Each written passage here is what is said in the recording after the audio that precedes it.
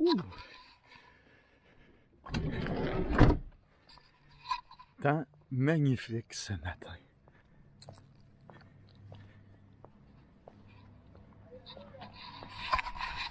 Hey, bonne journée tout le monde.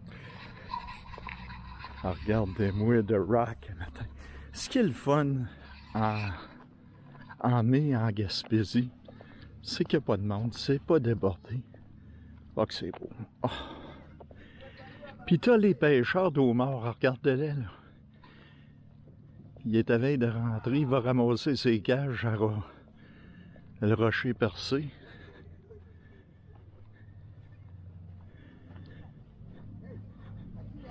Je pense que on va aller voir un pêcheur chercher du homard pour souper à soir. C'est calme, pas trop de monde. Mais c'est un très beau mois. T'as des belles journées de chaleur, quelques journées de pluie, c'est sûr.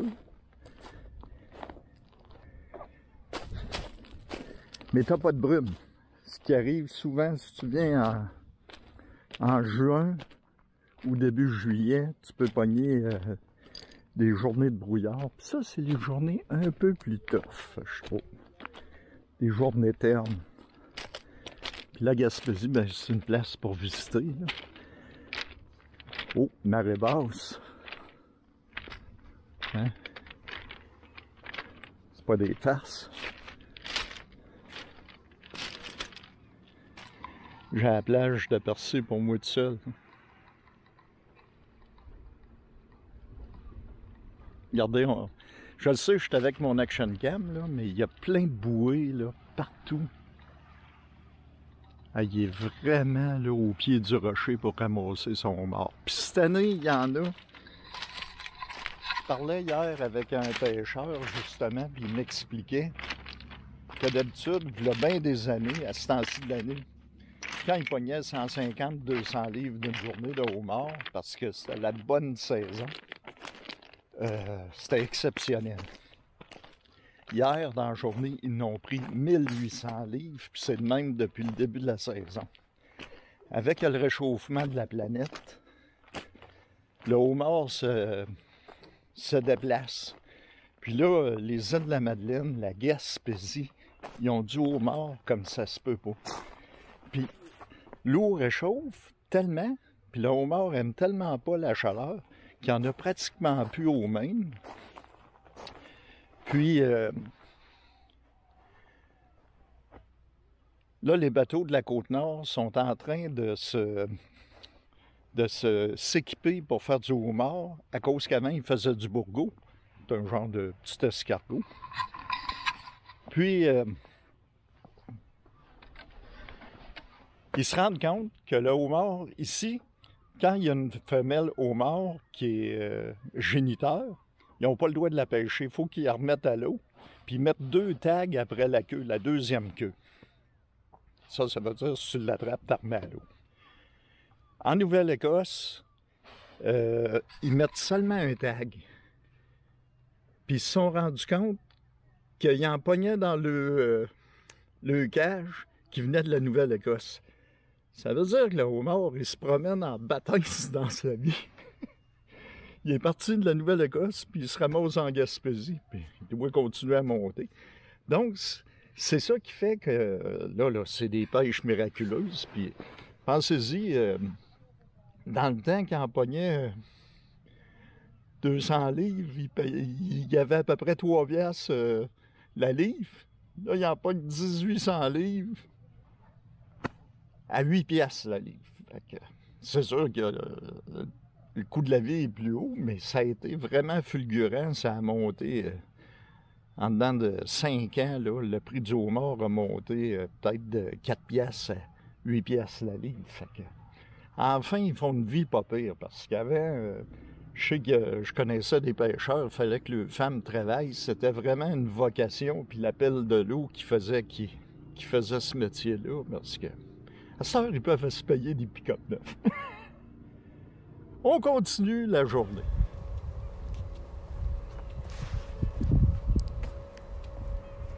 Wow! On les voit bien, là.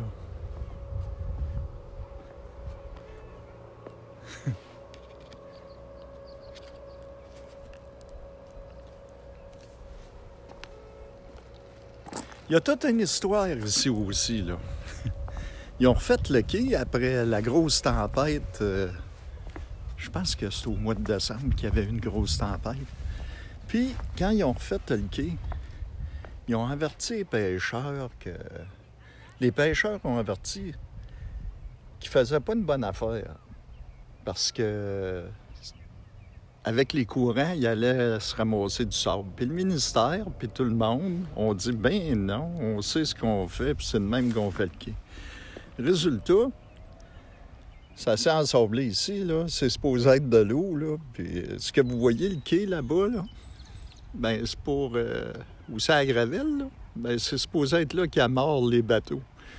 Là, ils ont juste un quai flottant, puis c'est neuf, là, c'est pas vieux. Puis là, ils sont pris pour draguer, puis tout ôter le sable jusqu'ici. Tout ça, là, cette plage-là, il faut qu'ils draguent ça pour mettre ça à profondeur, que l'eau se rende ici. Ah, il y en a des voyages de Gravelle. Puis, ben c'est ça, là. C'est une belle job de personnes qui connaissent ça, au lieu d'écouter là, les vieux qui connaissent ça, le coin. Je sais pas que c'est tout le temps de même, mais ce coup-là, ben, ça grince des dents, parce que d'habitude, les croisières, comme pour l'île Bonaventure, ça part d'ici, puis là, ils sont pris pour partir de l'Anse à Beaufils, ce qui doit leur faire perdre du monde, parce que moi, je n'irais pas le prendre à l'Anse à Beaufils. Si je suis rendu à Percé, ça m'oblige à changer de place. Hey, c'est-tu le fun? C'est comme du balai de voir les bateaux de pêche avec, en plus, les goélands qui suivent en arrière, puis... Hey, ils sont vraiment proches pour ramasser...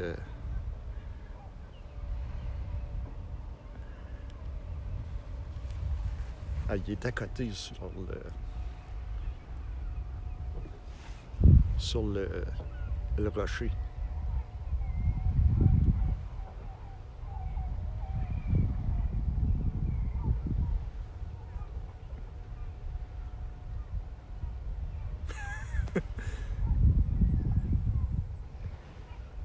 Qui aurait dit qu'elle est aussi proche que ça? Je pense... Wow!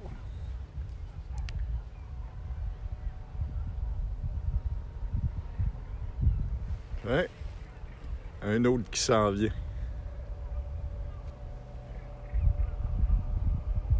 Ah, c'est magnifique, pas de vent.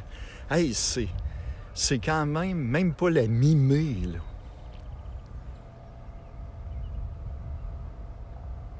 Tout seul.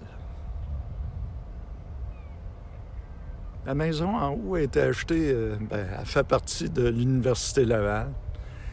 Elle était en train de finir sa vie. Elle était bien entretenue. Puis là, ben, ils n'ont même pas les moyens de se mettre un gallon de peinture dessus. Des fois, je me dis, ah, je suis là le matin, on va changer de sujet. Bon, je regarde ça, je vous montre une dernière fois là, les bateaux avec les goélands qui suivent.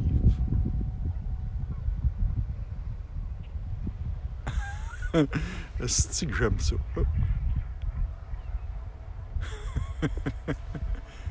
Wow. Le rocher de Percé comme on l'a jamais vu, avec l'île Bonaventure qui est juste.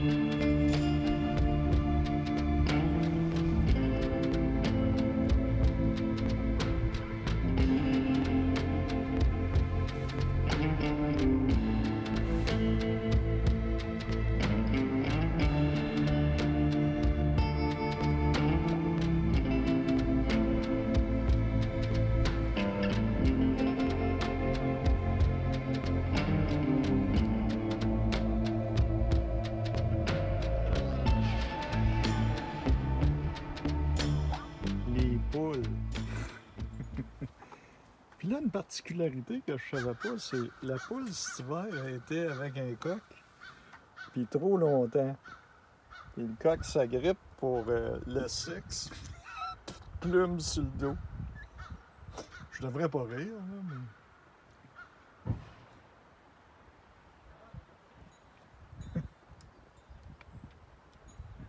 mais... Ouais. Pas drôle, là.